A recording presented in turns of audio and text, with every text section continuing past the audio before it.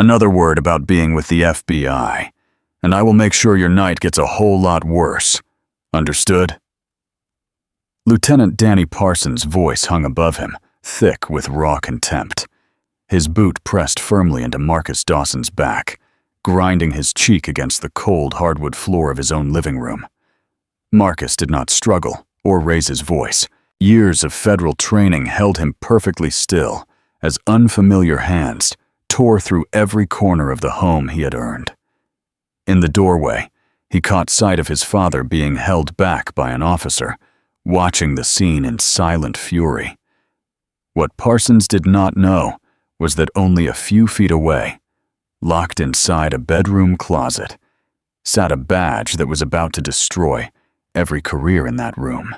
Before continuing, comment where in the world you are watching from, and make sure to subscribe because the next story is one you cannot miss. Late that night, Marcus Dawson dropped his keys on the kitchen counter and let out a long, slow breath. His shoulders were tight. His eyes burned. He had been on his feet for a full shift, moving through shadows, watching, waiting, saying nothing the way the job demanded. The undercover work did not let you rest. Not really. Even when the shift ended, your mind kept running. He rolled his neck until it cracked, then pulled open the cabinet above the stove. The bourbon was almost gone, just enough for 2 fingers. He poured it into a short glass and did not bother with ice. His house was quiet. That was the thing he loved most about it. Small, yes, nothing fancy. But it was his. A neat brick home on a clean street in a neighborhood where people mowed their lawns on Saturdays and knew each other's names. His father, James, lived right next door, separated only by a shared wall and a connecting door that was never fully locked. Marcus could hear the old man's television through the plaster if he listened hard enough. Some nights that sound was the most comforting thing in the world. He loosened the laces on his sneakers without untying them and kicked them off near the door. His white t-shirt had a small grease stain near the hem from a fast food run he had made during surveillance. His gray sweatpants had seen better days. He looked nothing like what he was.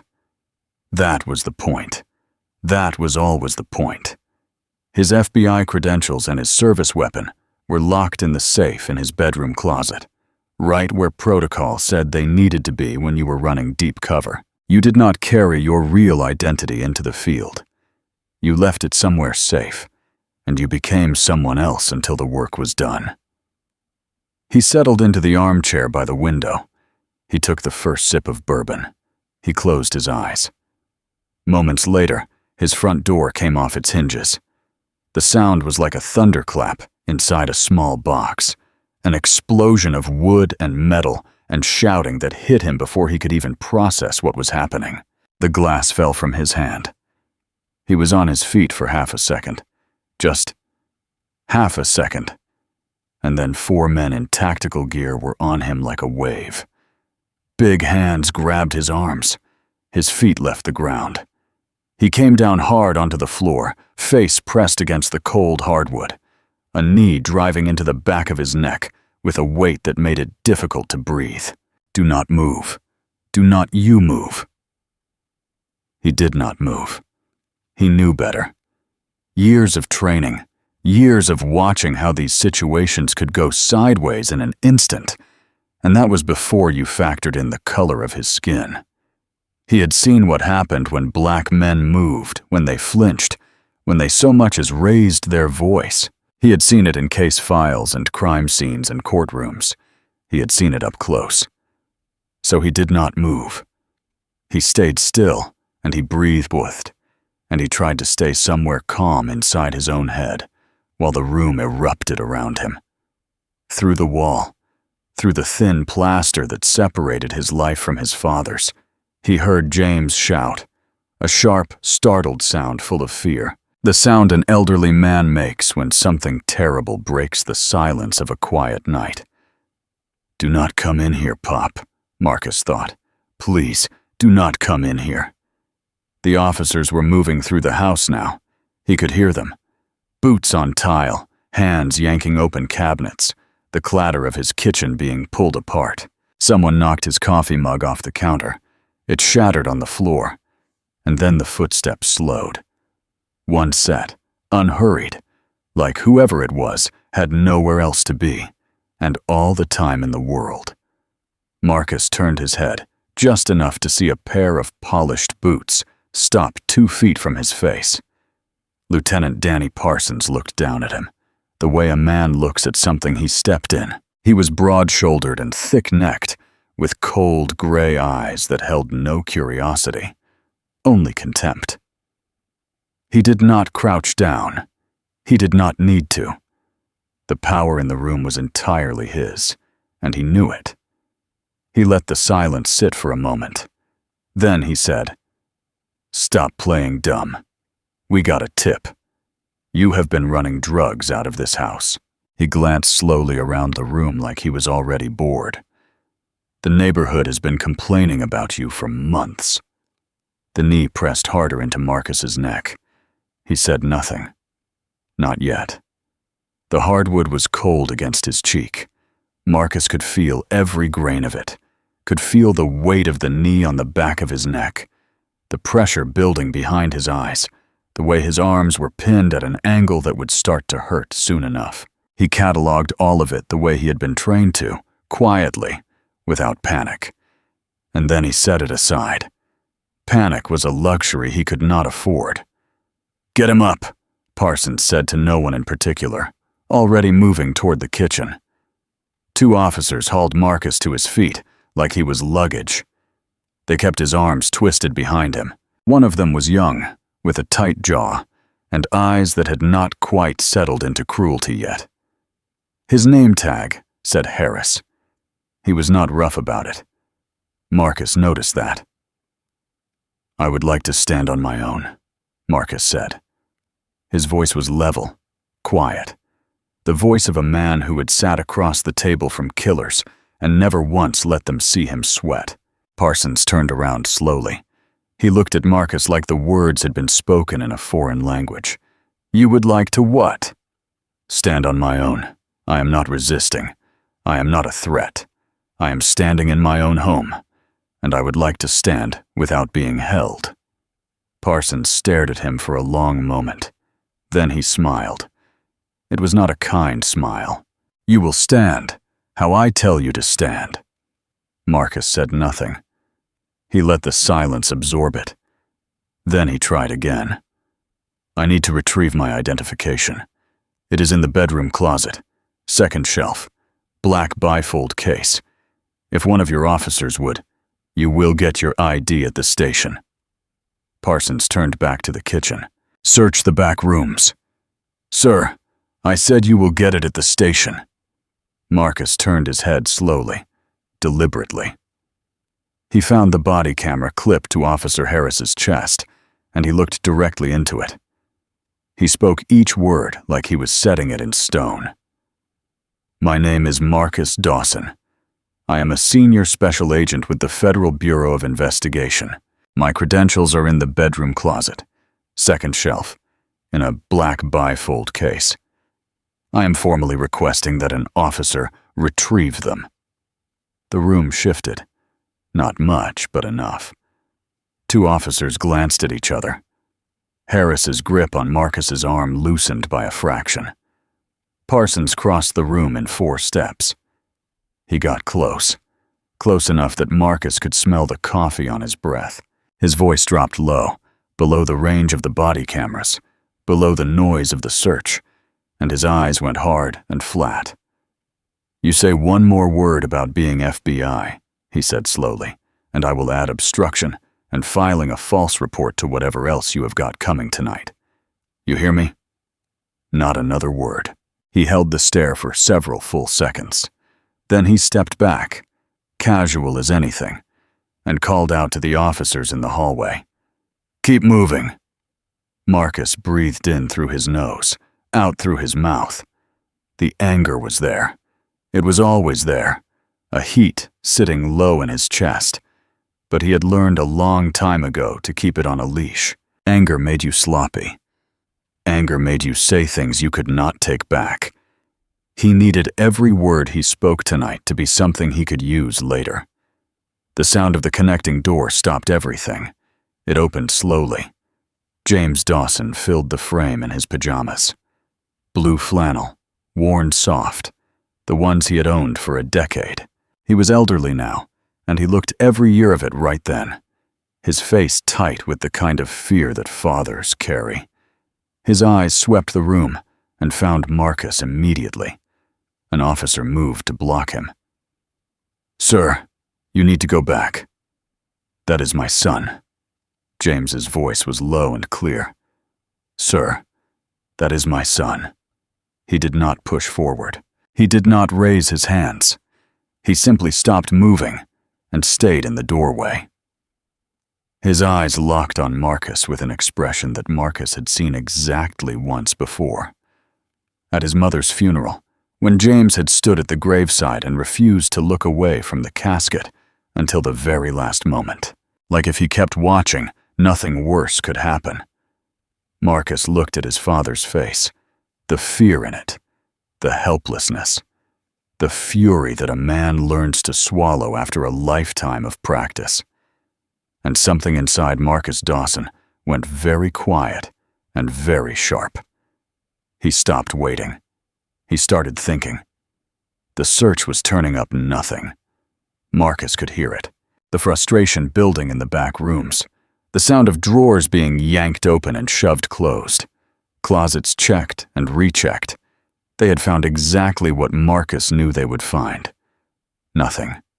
No drugs, no paraphernalia, no evidence of anything except a man who lived alone and kept a clean house. The energy in the room was shifting. 2 of the 4 officers had drifted toward the hallway, their attention pulled by the search. The grip on Marcus's arms had loosened, not released, but loosened, the way a man's hand loosens when his mind is somewhere else. Parsons was blocking James in the doorway, his back half turned, keeping the old man from entering with a combination of his body and his silence. Marcus watched. He calculated. He waited for the exact right moment. Then he spoke. Loudly. Clearly. Directly into the body camera on Harris's chest. "I am going to reach into my pocket. Every word deliberate. Every word on record. I am not reaching for a weapon. I am retrieving my cell phone. I want that documented." Parsons spun around instantly. "You do not reach for anything. It is a cell phone. In my left front pocket. Your officer can retrieve it himself if that makes it easier." Marcus kept his eyes on the camera. "But one way or another, I am starting a recording. Right now." The room hesitated. It was Harris who moved first, stepping forward, patting the pocket Marcus had indicated, feeling the flat rectangle of the phone through the fabric. He pulled it out. Plain black phone, cracked screen protector. No case. He held it up toward Parsons. Parsons stared at it. Something moved behind his eyes. The calculation of a man deciding whether confiscating the phone would look worse than allowing it. He jerked his chin. A grudging half nod. Harris handed the phone to Marcus. Marcus pressed record. Held the phone at his side with 2 fingers, screen facing outward. Then he looked at Parsons and said it again. Steadier this time. "Final. I am a senior special agent with the Federal Bureau of Investigation. My credentials are in the bedroom closet. Second shelf. Black bifold case. I am asking you to retrieve them." Parsons crossed the room in 4 steps. He got close.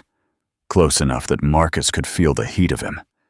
Smell the stale coffee on his breath. His voice dropped below the level of the cameras. "You want to run that FBI story one more time?" "Be my guest. I will add obstruction and filing a false report to your charges before you finish the sentence." His eyes were flat and certain. "Nobody here believes you. Nobody out there is going to believe you. So do yourself a favor and shut your mouth until we get to the station." He held the stare. Let it land.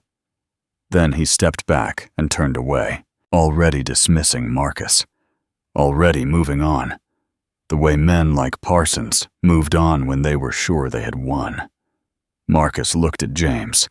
His father's jaw was clenched so tight the muscle jumped beneath his ear.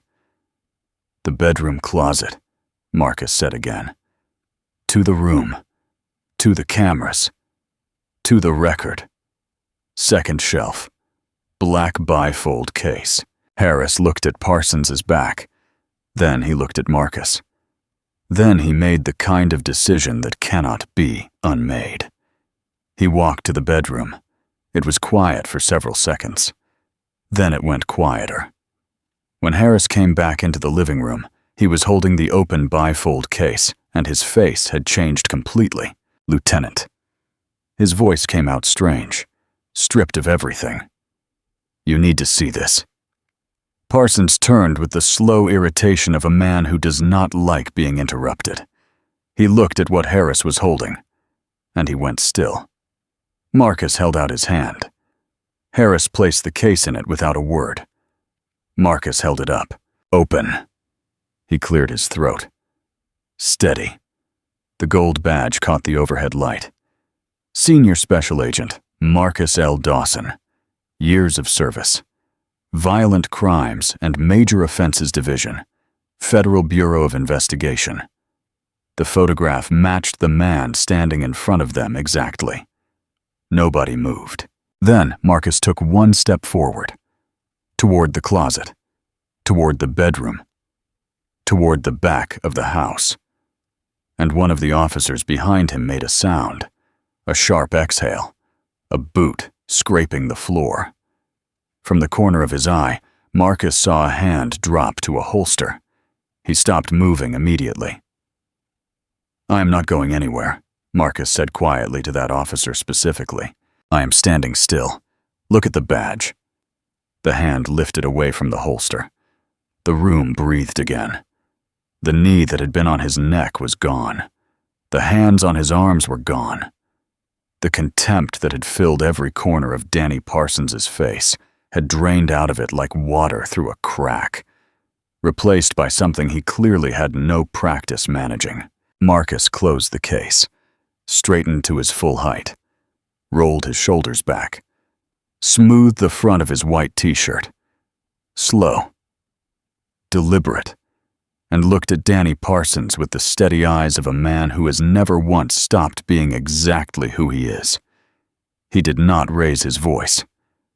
"Get out of my house," Parsons' mouth opened. What came out was the sound of a man, building a wall out of wet sand. Something about an anonymous tip, something about standard procedure, something about no hard feelings in a tone that had completely abandoned every trace of its earlier authority. He almost sounded reasonable, almost sounded professional, like if he kept talking, he could smooth the last minutes into something manageable. Marcus set his still recording phone on the kitchen table and looked at Parsons, then at each body camera in the room, one by one. "I know what standard procedure looks like. I have watched it up close for years. What happened tonight was not it." A pause. "I will be in touch." Parsons held the stare one beat too long. Then he walked out. The room emptied fast. The way rooms empty when everyone in them understands all at once that something has gone very wrong and cannot be undone. Cold night air pushed through the shattered doorframe. Harris was last. He stopped at the threshold. Did not turn around. His shoulders were rigid, his hands loose at his sides, and he stood in the wreckage of the doorframe for just a moment. "I am sorry, sir," he said quietly. Then he was gone. James crossed the room and put both hands on his son's shoulders, the same way he had when Marcus was a boy, and the world had done something that needed to be stood through together. They stood in the cold and the quiet. Neither spoke. Some things did not need words. Not yet. Marcus did not sleep. He sat at James's kitchen table until the sky outside went from black to gray to the pale, washed-out blue of early morning. James had made coffee somewhere in the deep hours of the night, and neither of them had talked much. They did not need to. The plywood nailed over the front door frame said everything that needed saying. A jagged rectangle of pressed wood where a solid door used to be, the edges still showing raw wood splinters from the ram. Every time Marcus looked at it, something tightened in his chest. In the morning, he picked up his phone and called Denise Ramsey. She answered on the second ring. That meant she already knew. Word traveled fast inside the bureau, especially when one of your senior field agents spent a night face down on his own floor. Marcus. Her voice was careful in the particular way that told him she had been thinking about what to say before he called. I need to file a formal complaint, he said, through internal channels. Against Parsons. Danny Parsons and the local police department? What happened last night was a civil rights violation, Denise. It was racial profiling, unlawful entry, and excessive force, and I have it on video. I know. A pause. I need you to come in. The field office was a short drive away. Marcus drove in the same gray sweatpants and white t-shirt he had been wearing when the door came down. He had not gone back to change. Some part of him wanted Denise to see exactly what the night had looked like. She met him in her office, a corner room on an upper floor with 2 windows and a wall of files. Denise Ramsey was experienced, with close-cropped silver hair and the kind of posture that came from spending decades in rooms where you had to hold your ground. She was the best boss Marcus had ever had. She was also, right now, the person about to say something he did not want to hear. She let him sit down first. She poured him coffee. Then she folded her hands on the desk and looked at him directly, the way she always did when the news was bad. Denise did not ease into things. She said them clean. The complaint creates a jurisdictional problem. Marcus looked at her. The trafficking operation, she said. We are deep into it, Marcus. The network has confirmed connections to local city politics. If your name goes into a public misconduct filing right now, if your identity as a federal agent gets attached to an incident in that neighborhood, the targets will know we have a presence there. They will move. Everything we have built disappears overnight. The office was very quiet. I am not asking you to drop it, Denise said. I want to be clear about that. What happened to you last night was wrong, and it will be addressed. She paused. I am asking you to wait. A waiting period. Give us that time to close this operation out. Then we bring the full weight of the bureau down on the local department, and we do it properly. Marcus sat with that for a moment. A waiting period. Weeks of watching Parsons walk around in his uniform like nothing happened. Weeks of the department constructing whatever story they were already building. Weeks of his front door being a piece of plywood, while the men who put it there collected their paychecks. He understood what Denise was really asking. She was asking him to be professional, to be patient, to put the mission above himself the way he had been doing for years. He understood it. He hated it. A waiting period, he said. Denise held his gaze. I am sorry, Marcus. I mean that. He nodded once, stood up, picked up his coffee and finished it standing, looking out the window at the parking lot below. Thank you for seeing me, he said. He drove back to James's house and walked through the front door, through the gap in the plywood, which James had propped against the wall to let the morning light in. James was at the stove scrambling eggs, and he turned when Marcus came in and read his son's face the way only a father can. Well, James said. Marcus looked at the plywood leaning against the wall, at the empty door frame, at the clean rectangle of pale sky where a solid door used to keep the world out. "I'm going back to work," Marcus said. "Both jobs." James set down the spatula. He nodded slowly. The nod of a man who understood exactly what that meant and was not going to try to talk his son out of it. "Then you better eat first," he said, and turned back to the stove. The call came in the afternoon. Marcus was at his kitchen table, the plywood still over the doorframe, his case file spread in front of him, when his personal cell rang with a number he did not recognize. A local area code. He answered on the third ring. "It is Harris." The voice was low, tight. The voice of a man calling from somewhere he was not supposed to be calling from. "I am on my personal phone. I have maybe a few minutes." Marcus closed the folder in front of him. He stood up and moved to the window. "I am listening," he said. A breath on the other end, like Harris was deciding, even now, whether to do this. Then he did it. "There was no tip," Harris said. "There was never a tip. The whole thing was fabricated." The afternoon sun was sitting low over the rooftops of the neighborhood. A kid was riding a bicycle up the block. Everything outside looked completely ordinary. "Tell me exactly what you know," Marcus said. Harris talked fast and quiet. "A few months back, a man named Glenn Wallace, Marcus's next-door neighbor on the east side, had filed a formal noise complaint against Parsons. Something about Parsons's personal vehicle parking in front of his house during off hours. Music running, Parsons showing up drunk on one occasion, and getting hostile when Glenn asked him to move. Glenn had filed the complaint through the city's online system. It was all documented. Parsons had found out.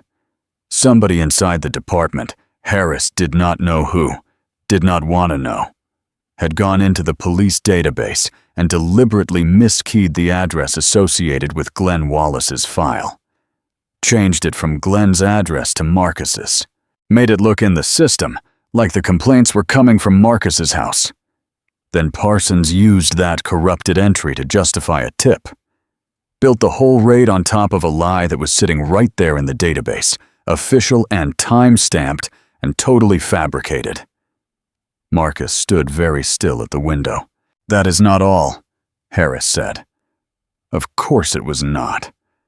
Harris's voice dropped even lower. Chief Richard Hartman had called an internal meeting that morning. Quiet. Off the books. Harris had not been invited, but a friend inside the department had told him what was discussed. Hartman was already building a counter-narrative. The story being constructed carefully, piece by piece, was that Marcus had been aggressive and uncooperative during what was described as a routine welfare check. That the officers had shown admirable restraint in the face of a hostile subject. That the FBI badge had not been immediately visible and could not have been reasonably identified in the low-light conditions of the home. "He has already talked to the city attorney," Harris said, "and 2 council members. He is moving fast, Mr. Dawson." Marcus's jaw tightened. Hartman was not reacting. He was preempting. Laying the groundwork before Marcus could get his version of events into any official record. Every day that passed was a day Hartman used to make the lie look more like the truth. "Harris." Marcus kept his voice even. "What you just did took guts. I want you to know I understand that." Silence on the other end. Then, "I've got a young daughter, Mr. Dawson." A pause. "I keep thinking about her watching that video someday. What I would say to her about it." Another pause. "I could not come up with anything good." Marcus closed his eyes for a second. Then he opened them. "Keep your head down," he said. "Do not do anything that gives them a reason to come after you. And do not call this number again from a phone that can be traced back to your department. Understood?" A beat. "I'm sorry I did not." "You are helping now," Marcus said. "That counts." The line went dead. Marcus stood at the window a moment longer. Then he walked to James's side of the house through the connecting door. His father was sitting at the kitchen table with his afternoon coffee and the newspaper he read every day cover to cover. The same way he had for decades. Marcus sat down across from him. He laid out everything Harris had told him. The fabricated tip, the database manipulation, the neighbor's complaint, Hartman's meeting, the narrative already being constructed to bury him. James listened without interrupting. He set his coffee cup down slowly when Marcus finished. He looked at his son across the table with the calm, steady eyes of a man who had spent a lifetime watching the world do exactly this kind of thing and surviving it every single time. "Baby," James said quietly. The badge got their attention. He folded his hands on the table. Now it is time to get their future. The next morning, Marcus went back to work. Both jobs. By day, he was still the man nobody looked twice at. Plain clothes, beat-up car, blending into the background of the streets, while the trafficking operation moved through its final, critical phase. He showed up. He did the work. He kept his face neutral and his mind sharp, and he gave the operation everything it required. The operation was too long and too important to let personal business bleed into professional judgment. But the nights belonged to something else entirely. He started with what he could control. The morning after Harris's call, Marcus sat at his kitchen table with a fresh legal pad and wrote 3 words at the top of the first page. He underlined them twice. 3 pressure points. The first was the body camera footage. There were at least 4 cameras running in his house that night. 4 separate recordings of everything Parsons said. Everything the officers did. Every second from the moment the door came down to the moment Harris apologized in the doorway. That footage existed. It was sitting in the local department evidence system right now. Marcus filed a formal request for all of it the same afternoon. Clean. Formal. By the book. Later, the department's response came back in a single sentence. The requested materials were part of an ongoing internal review and could not be released at this time. Marcus filed again, this time with the help of attorney Karen Blake, a sharp civil rights attorney whose name had come to him through a contact at the Bureau's legal division. Karen was fast and had spent years fighting exactly this kind of institutional stonewalling. She took one look at the department's response letter and called it what it was. "They are stalling," she told Marcus over the phone. "They know what is on those cameras. We will go around them." The second pressure point was Parsons's history. Through a series of careful conversations with Harris, always on clean phones, always brief, Marcus built a picture of the man that was worse than he had expected. Multiple misconduct complaints over his career. Excessive force, unlawful entry, intimidation of a witness, targeting of a black resident during a traffic stop that resulted in a broken wrist and a story that never made it past Hartman's desk. Every single complaint had been reviewed internally. Every single one had been closed without action. Hartman had not just protected Parsons. He had preserved him, kept him operational, kept him loyal, kept him available for exactly the kind of work that needed doing and could not be officially sanctioned. Marcus began finding the complainants. He visited them in the evenings after the undercover work was done. He knocked on doors in the quiet hours and introduced himself and listened. A grandmother in the district who had filed a complaint after Parsons pushed her son against a patrol car hard enough to crack 2 ribs. A mechanic whose shop Parsons had raided on a fabricated tip. Sound familiar? And who had spent months trying to get someone at the department to return his calls. A retired school teacher who had documented everything and been told her documentation did not meet the threshold for investigation. Marcus sat in their living rooms, and he listened to every word. He took careful notes. He did not make promises he could not keep. He told each of them the same thing. I hear you. What happened to you mattered, and I need you to be willing to say it out loud when the time comes. Most of them said yes. The third pressure point was the database manipulation itself. Using his federal access carefully within the boundaries of what his credentials permitted, Marcus began tracing the data entry that had placed his address in the system where Glenn Wallace's address should have been. The digital footprint was there.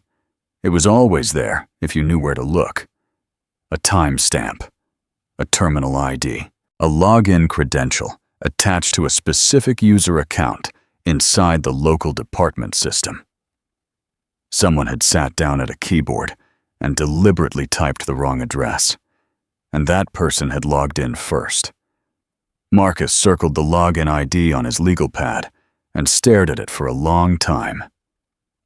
He drove home late each night through quiet streets. He walked through what used to be his front door. The plywood was holding.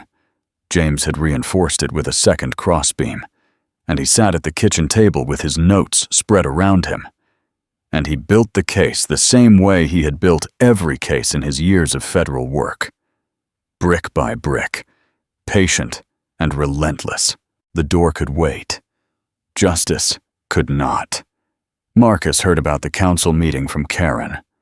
She called him one evening about a week after the raid, while he was parked 2 blocks from a surveillance point, still in his cover clothes, still in the character. Her voice had the tight, clipped quality it got when she was angry and trying to stay professional about it. Hartman spoke tonight, she said. City council meeting. You need to see it. He watched the recording at James's kitchen table after midnight on his laptop with the sound low. James sat across from him with his coffee, reading glasses on, leaning forward slightly to see the screen. Chief Richard Hartman walked to the podium at the front of the council chamber like a man arriving at a dinner party he had hosted 100 times before. He was silver-haired, broad through the shoulders, with the kind of face that had learned a long time ago how to look trustworthy. He wore his full dress uniform, every button polished, every crease sharp. He set his notes on the podium, looked out at the assembled council members with practiced calm, and began. I want to address an incident that occurred in the neighborhood recently, he said. Our officers responded to information suggesting a possible narcotic situation at a residential address. They conducted a welfare check in accordance with standard protocol. During the course of that check, there was a communication breakdown between our team and the resident, a breakdown that unfortunately resulted in some property damage. He paused. Let that settle. I want to be clear. Our officers acted with professionalism and restraint throughout the encounter. The moment the situation was clarified, they acted accordingly. We deeply regret any distress caused to the resident, and we have launched a full internal review to ensure our protocols are being followed correctly going forward. He gathered his notes. He nodded at the council. He stepped away from the podium. That was it. No names. No specifics. No mention of a federal agent thrown to the floor of his own home. No mention of a knee on a neck. No mention of a fabricated tip or a manipulated database or an elderly man blocked in a doorway in his pajamas. Just communication breakdown and property damage and full internal review. 3 phrases that together added up to exactly nothing. 2 council members nodded along. One of them, a heavy-set man in a gray suit whose name Marcus did not recognize, actually wrote something down like Hartman had said something worth recording. Marcus stared at the screen for a long moment after the recording ended. James took off his reading glasses and set them on the table. Slick, James said. It was not a compliment. The next morning, Marcus walked to the end of the driveway in the gray morning light and picked up the local paper from where it had landed in the wet grass. He stood there in the cold and read the front page of the Metro section. Local department addresses incident. Site heats communication breakdown. The article ran 4 paragraphs. It quoted Hartman directly. The same language from the council meeting reproduced faithfully, unchallenged. It described the event as a welfare check that resulted in property damage. It noted that an internal review had been launched. It did not name Marcus. It did not mention the FBI.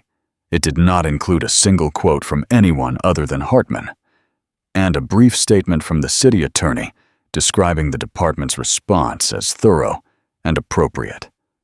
4 paragraphs, clean, contained, controlled. Marcus read it twice.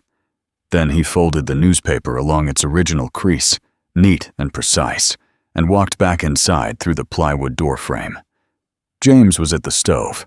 He turned when Marcus came in, read his son's face, and waited.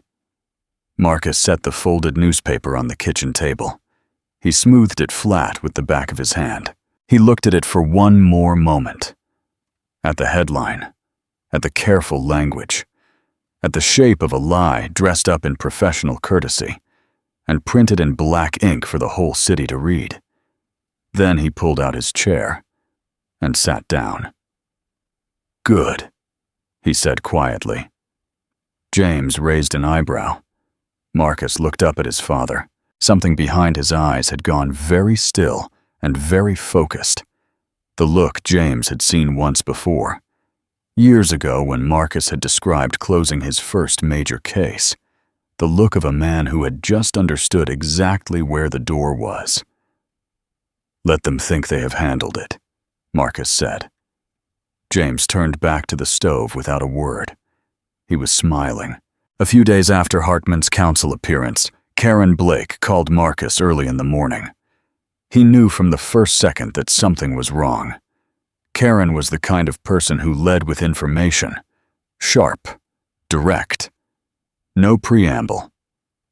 But this call started with silence, a full 3 seconds of it before she spoke. "I need to tell you something," she said, "and I need you to hear me out before you respond." Marcus set down his coffee. "Go ahead." The night before, a senior partner at her firm had called her into his office after hours. His name was Bradley Ellis.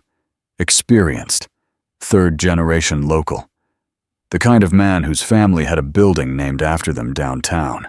He had sat behind his desk and told Karen, in the careful language of men who never say anything they can be quoted on, that her involvement in Marcus's case was creating friction with certain relationships the firm had cultivated over many years, that the timing was inconvenient, that perhaps a more experienced attorney, someone with more distance from the situation, might serve the client better. "He told me to step back," Karen said. Those were his exact words. "Step back." "What did you tell him?" Another pause. "I told him I needed the weekend to think about it." A breath. "I hate that I said that. I hate that I did not just tell him no right there. But Marcus, if I lose this position..." "Karen." Marcus kept his voice steady. "You have got until Monday. I will find backup either way.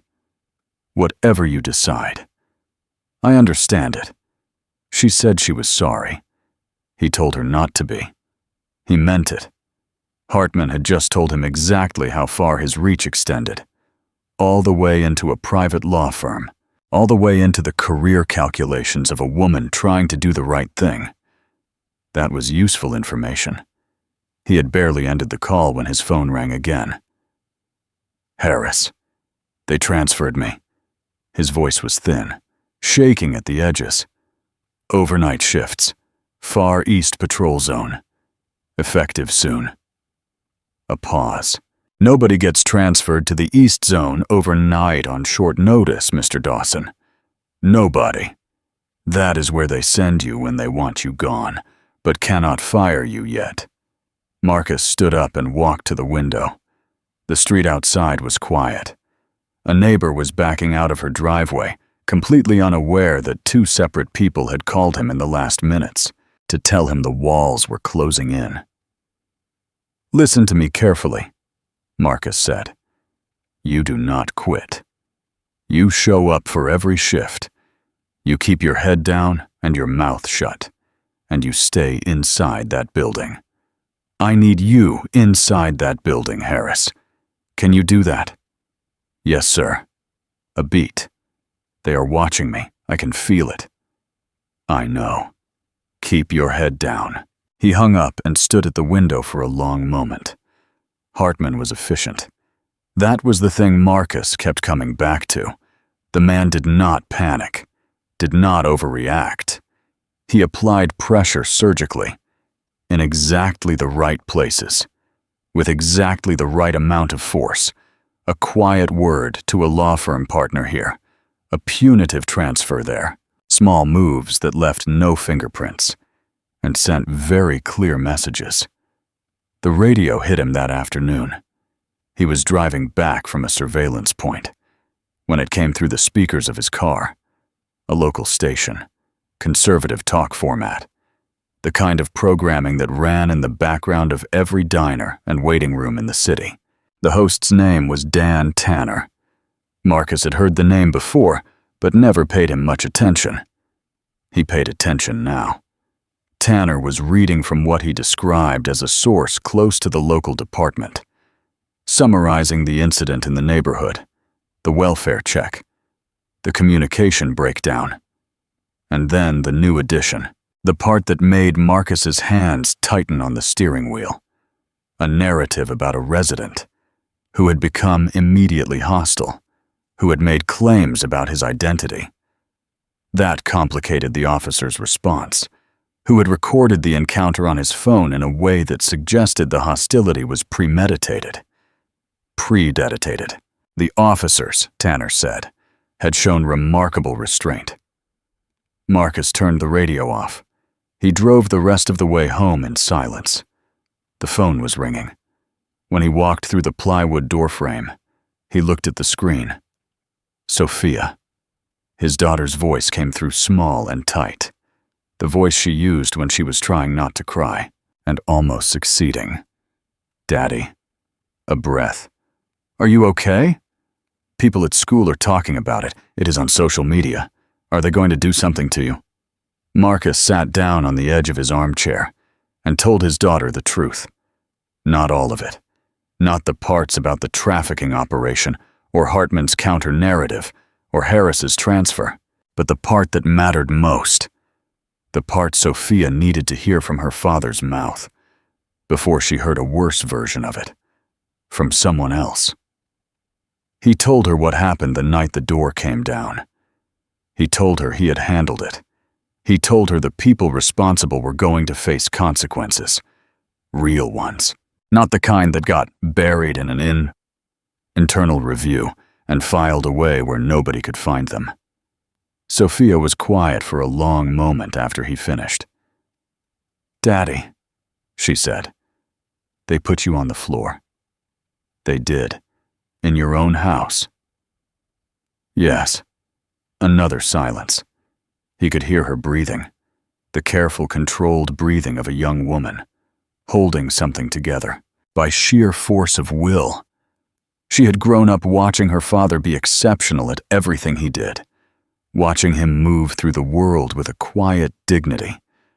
That made people take notice, and someone had put him on the floor of his own home. "Are you angry?" she asked. Marcus looked at the plywood over the doorframe, at the raw wood edges, at the pale rectangle of evening sky beyond it. "Yes," he said. "I am." "Good," Sophia said. Her voice had steadied. "Do not let them make it into something else. I will not, baby. I promise." After the call ended, Marcus sat without moving for a few minutes. The house was quiet. The street outside was quiet. He sat in the stillness and let himself feel the full weight of it. The anger, the exhaustion, the particular kind of pain that comes from being disbelieved in your own home. And then, he set it all, carefully aside. He picked up his legal pad. He got back to work. 2 days later, on a Sunday afternoon, someone knocked on James's door. Marcus was at the kitchen table when James answered it. He heard voices in the front room. James's low and warm. The other voice, a woman's, unhurried and certain, with the particular quality of someone who had been the most formidable person in every room she had ever entered, and had long since stopped needing to announce it. Ida Thompson walked into the kitchen carrying a manila folder, thick enough to stand on its own. She was elderly, small and straight-backed, with close-cropped white hair, and eyes that were sharp enough to cut glass. She wore a navy blazer over a plain white shirt, and she moved like someone who had places to be, and had already decided this was the most important one. She sat down across from Marcus without waiting to be invited, set the folder on the table, folded her hands on top of it. "My name is Ida Thompson," she said. "You already know that. A mutual friend told you I was coming." She studied his face for a moment with those sharp eyes. "I have been watching Richard Hartman for years. I have been waiting for the thread that unravels him." She tapped the folder once with one finger. "You are the thread." Marcus looked at the folder, then at her. "I am listening," he said. She opened it. What was inside had been assembled with the patience and precision of a woman who had spent decades practicing law before spending recent years on the city council. Community testimony going back years. Residents, mostly black, who had been on the receiving end of Hartman's department and had nowhere to take their stories. Budget irregularities in the department's discretionary fund. Small amounts moved quietly. The kind of thing that only looked like something if you knew what you were looking for. Internal correspondence, suggesting that Hartman had personally reviewed and personally closed multiple misconduct complaints that should have gone to the City Oversight Board. And then, near the bottom of the folder, a single sheet of paper with a name on it. Former City Councilman Albert Warner, retired. He had sat on the council's Public Safety Subcommittee during a review of a misconduct complaint that had gotten further than most. He had received a personal visit from Richard Hartman. Days later, he had voted to close the review. Albert Warner was willing to talk, on record, under oath, if necessary. Ida Thompson watched Marcus read through it all. When he looked up, she said the words that had been building in her for years. "I have been waiting for someone like you." James appeared in the doorway with 3 cups of coffee. He set them on the table without a word, one in front of Ida Thompson, one in front of Marcus, one at his own place. Then he sat down. 3 people, 1 table, 1 open folder between them. The real work was about to begin. The public records petition took days. Karen had come back on Monday morning. She had chosen to stay on the case, Bradley Ellis be damned, and she had filed the state petition herself, citing the department's repeated stonewalling as obstruction of a legitimate public records request. The petition went to a circuit court judge who had no political ties to Hartman, no history with the local department, and no patience for bureaucratic delays. He granted it quickly. The body camera footage arrived in Karen's inbox in a compressed file that she forwarded to Marcus without a word of commentary. She did not need to say anything. The footage said everything. Marcus watched all 4 recordings back to back, alone at his kitchen table, in the quiet of an evening. He watched himself get thrown to the floor. He watched the knee go down. He watched Parsons crouch close and threaten him in a voice just below the camera's range, just below, but not quite under it. He watched James get blocked in the doorway. He watched Harris find the badge and hold it up, and watched Parsons's face in the moment that followed. He watched it all the way through twice. Then he closed the laptop and sat in the silence for a long time. Over the following weeks, the case came together piece by piece, with the momentum of something that had been building for a long time and had finally found its slope.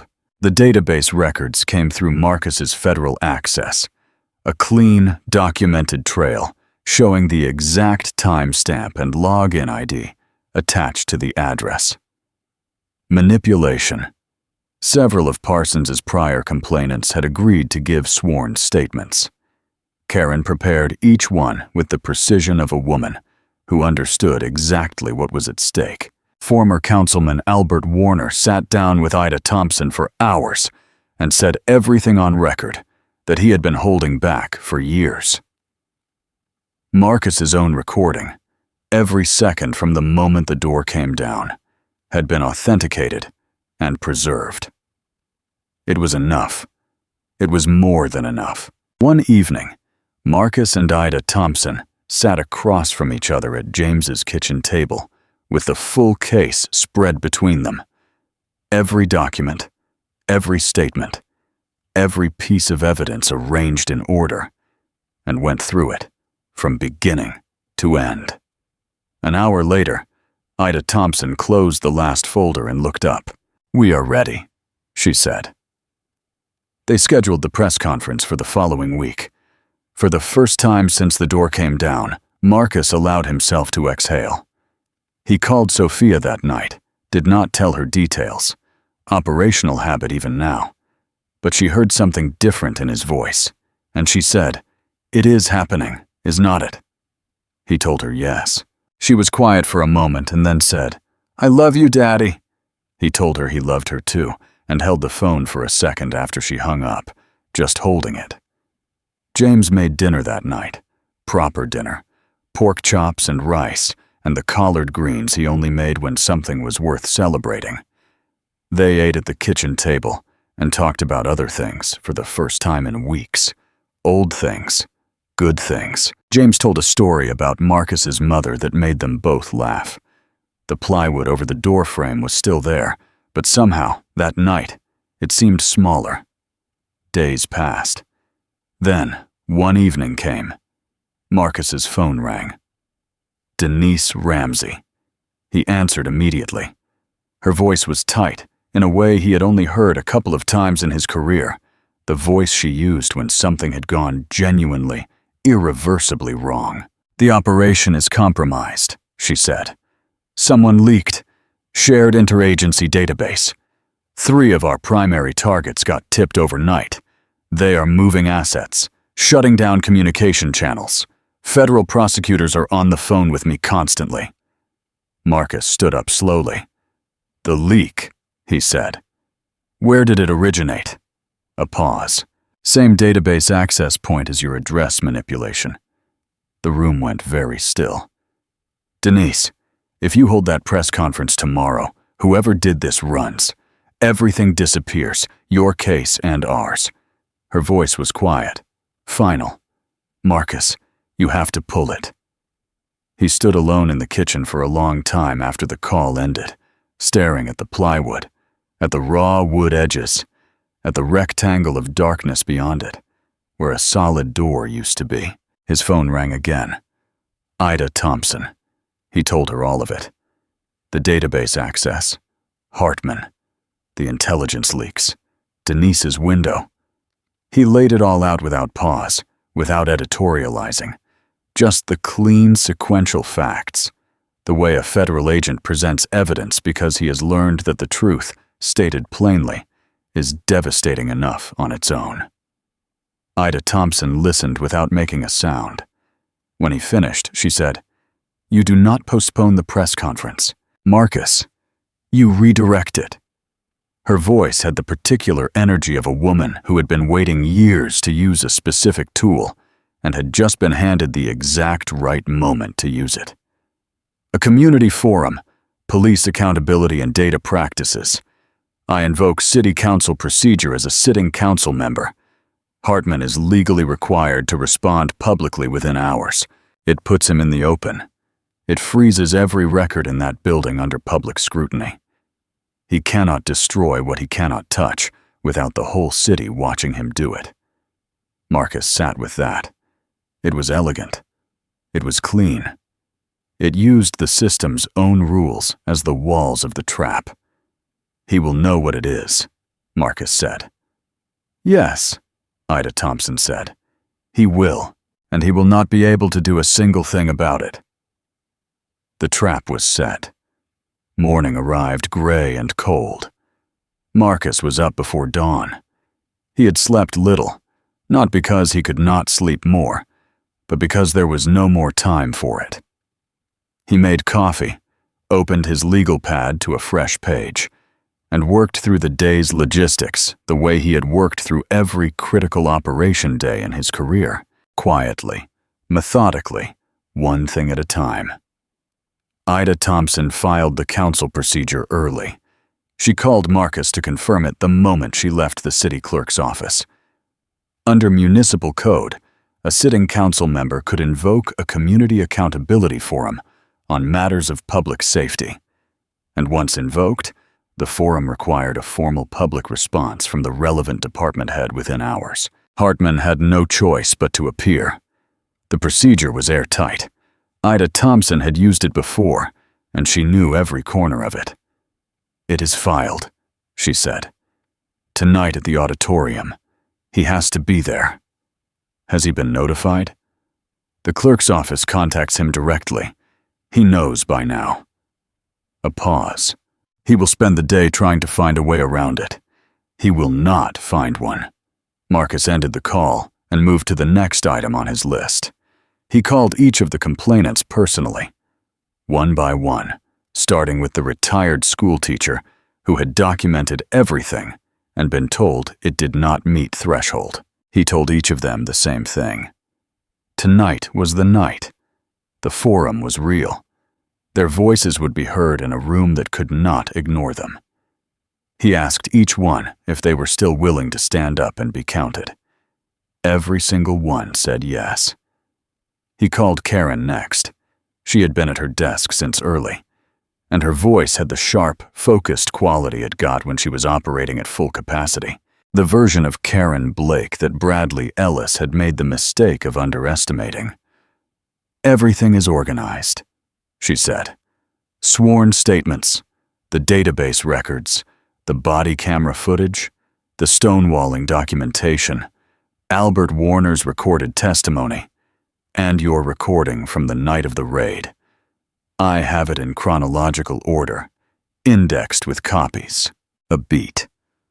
If Ida Thompson presents this the way I think she is going to present it, there will not be a person in that room who does not understand exactly what happened." "There will not," Marcus agreed. "Thank you, Karen." "Do not thank me yet," she said. "Thank me tonight." The text from Harris came in the afternoon. Marcus was at James's kitchen table reviewing the database records one final time when his phone buzzed. He looked at the screen, checked the archive. "Files intact as of this hour, logged formally. Someone tried remote access earlier this morning. Could not get in. Access attempt is in the system." Marcus read it twice. Then he read the next line. "Credentials used for the access attempt are Hartman, Chief Admin." He set the phone down on the table. Hartman had tried to pull the footage while the forum paperwork was being processed across town, while he was presumably preparing his public response. Richard Hartman had sat down at a terminal and tried to access and almost certainly delete the body camera archive from the night of the raid. And because Harris had logged the files formally that morning, creating an official time-stamped record of their existence and integrity, that access attempt was now sitting in the system, under Hartman's own credentials like a signed confession. Marcus picked up his phone and forwarded the text to Denise. Her response came back quickly. "This is exactly what we needed. We are ready on our end. See you tonight." Marcus stood up. He rolled his shoulders. He looked at the legal pad in front of him. Weeks of notes, pressure points, case threads, names and events, and he closed it for the last time. Everything that needed building had been built. He walked through the connecting door to James's side of the house. His father was standing at the bedroom mirror in his undershirt, buttoning the collar of a crisp white dress shirt. The suit was already laid out on the bed, charcoal gray, the one James had worn to his retirement ceremony years ago. It still fit. James was that kind of man. He looked at Marcus in the mirror. He did not say anything about the suit, or where they were going, or what it meant. He just reached for his jacket and said the only thing that needed saying, "I am coming with you." Marcus looked at his father, jaw set, standing straight in his retirement suit, and nodded once. "Let us go," he said. The City Hall auditorium held hundreds of people. By early evening, every seat was taken. Marcus and James arrived together, moving through the lobby side by side. Marcus in a dark suit, James in his charcoal retirement jacket, both of them walking with the unhurried certainty of men who had already decided how this night was going to end. The complainants were already inside, seated together in the third row. The retired school teacher caught Marcus's eye as he passed and gave him a single nod. He nodded back. Karen was near the front, a thick, organized binder on the table beside her, her face composed and completely unreadable. The face she wore in courtrooms. Ida Thompson was already at the counsel table. Hartman arrived just before the start, flanked by the city attorney and 2 officers in full dress uniform. He moved through the room with his usual practiced ease, nodding to familiar faces, adjusting his jacket, projecting the kind of calm authority that had served him well for years in this building. His eyes found Marcus once briefly and gave away nothing. He sat down. At the start time, Ida Thompson called the forum to order. She did not raise her voice. She did not need to. The room went quiet the moment she opened her mouth. The particular quiet that falls when people understand they are in the presence of someone who means every word they say. This forum has been convened under City Municipal Code section, the Community Accountability Provision. She looked out at the room. We are here tonight because the people of this city deserve to understand what happened in the neighborhood on that night, and they are going to understand it completely before anyone leaves this room. She opened Karen's binder. She started at the beginning. The database records came first. The timestamp, the login ID, the deliberate manipulation of an address that redirected a fabricated tip toward an innocent man's home.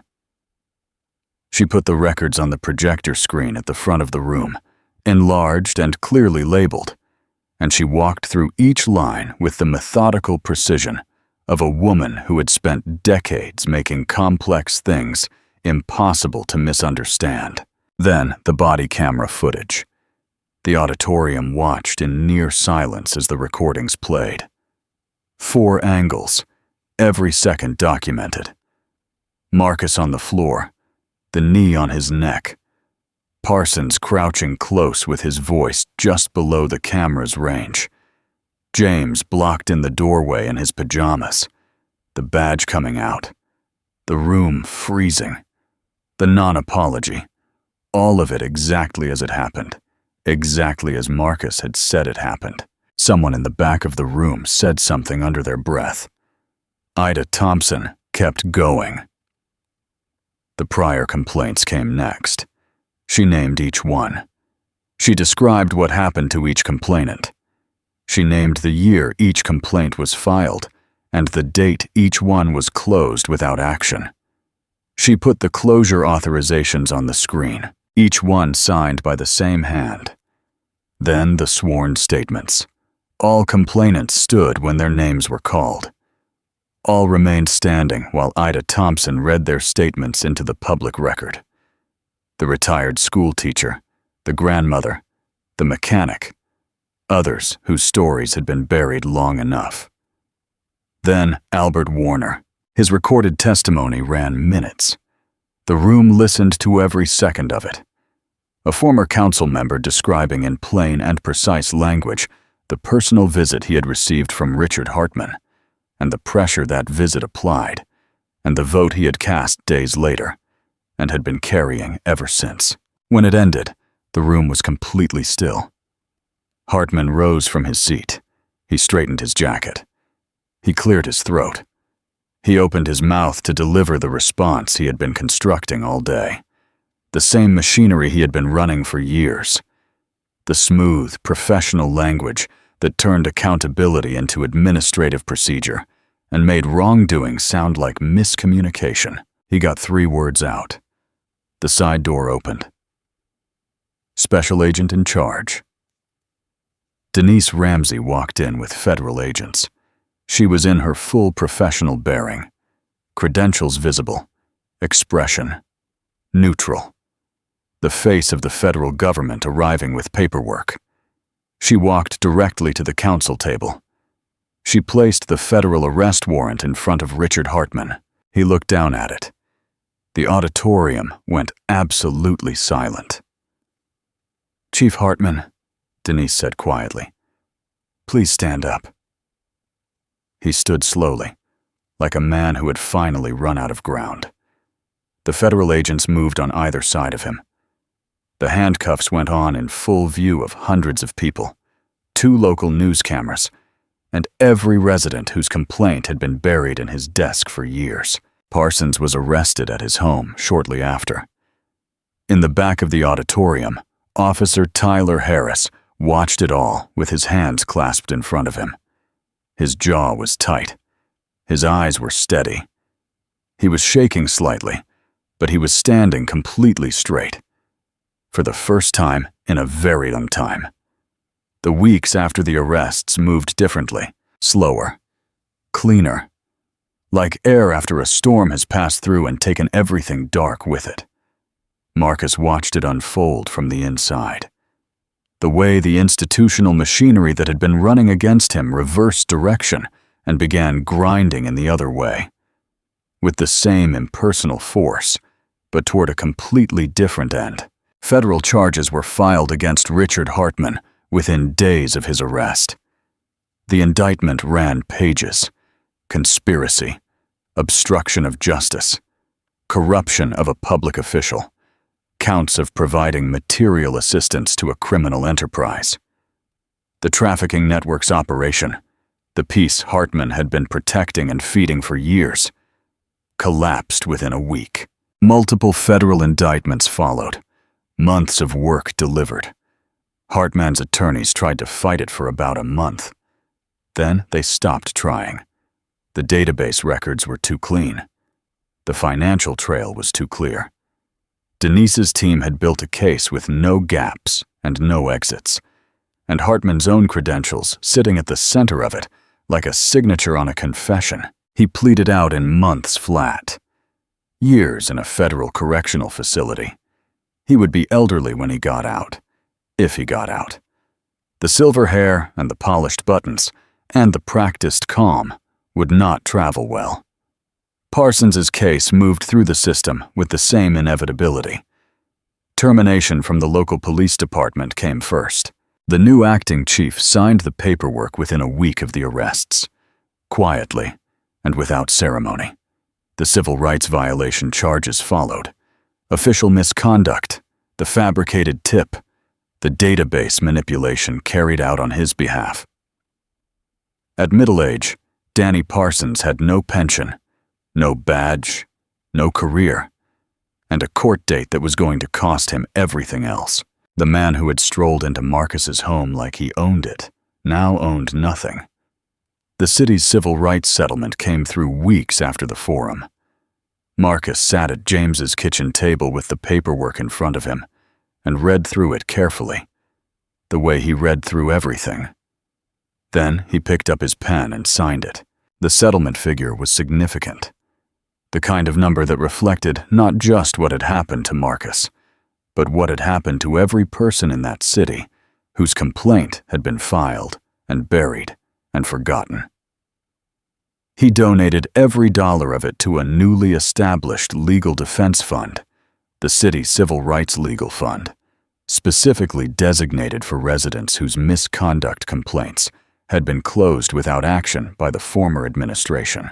Karen Blake agreed to serve as the fund's first director.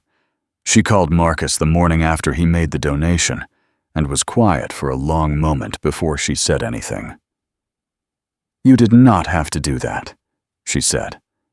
"Yes, I did," Marcus said.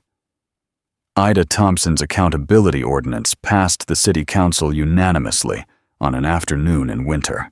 A new independent oversight board. Mandatory external review of all misconduct complaints. Body camera footage accessible by court petition within days of any incident. She named it the Voices Ordinance. One voice for each of the buried complaints that had finally been heard. She called Marcus when the vote came through. He could hear the quiet satisfaction in her voice. Years of patient, relentless work, arriving at the moment it had always been moving toward. "It is a good name," Marcus said. "They earned it," she said simply. Officer Tyler Harris received a formal commendation from the incoming acting chief, recognized for his role in preserving critical evidence during an active investigation. Months later, he was promoted to detective. He called Marcus the morning the promotion came through, and his voice had none of the thinness or fear that had marked every previous call. "My daughter is going to know her daddy did the right thing," he said. "She already does," Marcus told him. The new front door arrived on a Saturday morning in late fall. James had picked it out himself. Solid oak, deep mahogany stain with a brass knocker centered at eye level that caught the morning light and threw it back warm and gold.